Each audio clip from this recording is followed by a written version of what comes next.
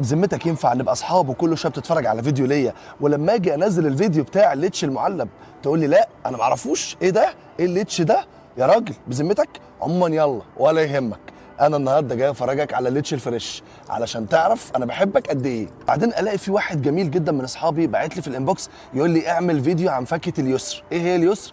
طلعت ان اليسر هي برضو الليتشي، فعموما بتسميها يسر بتسميها ليتشي. تعال نفتحها ونشوف بتقول ايه من جوه.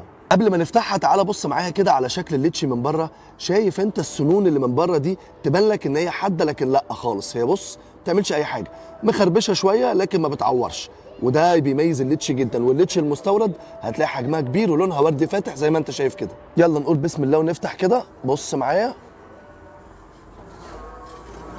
سوري، هي الليتشي دايما كده ايه تقوم مطلعه ميه زي ما انت شايف. بص قشره، استنى ثانيه واحده،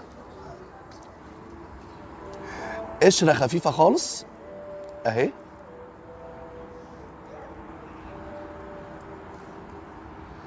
بص القشره شكلها عامل ازاي.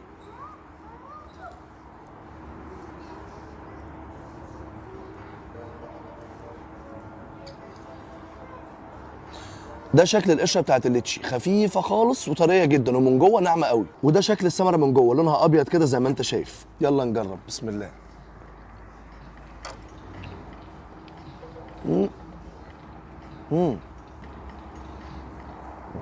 عارفه لما بيقولوا فرق السما من العمى؟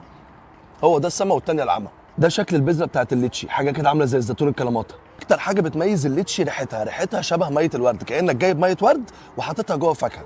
الطعم بتاعها ميكس ما بين العنب وما بين ميه الورد برضو، يعني تحس ان حد فاتحها مديها بختين برفيوم وقافل عليها تاني. وبالمناسبه كمان في انواع برفيومز كتيره جدا بيدخل من ضمن تركيبها الليتشي والزهور بتاعته، لان ريحته بتبقى مميزه جدا. يلا دوقيها. حتى في الليتشي اللي بتحبها برضو كلتها متعامله كده.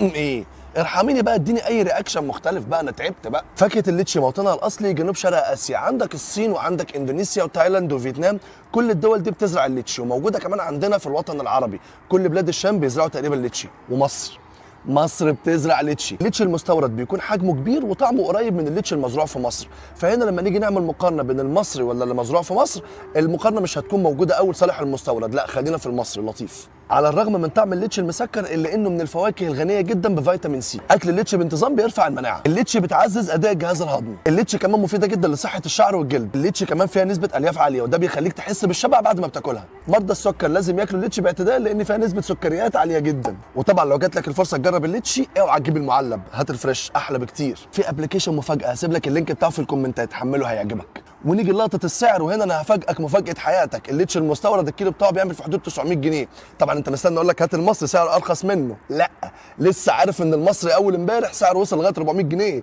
ما تجيبش ولا مصري ولا مستورد، انا جبته مكانك.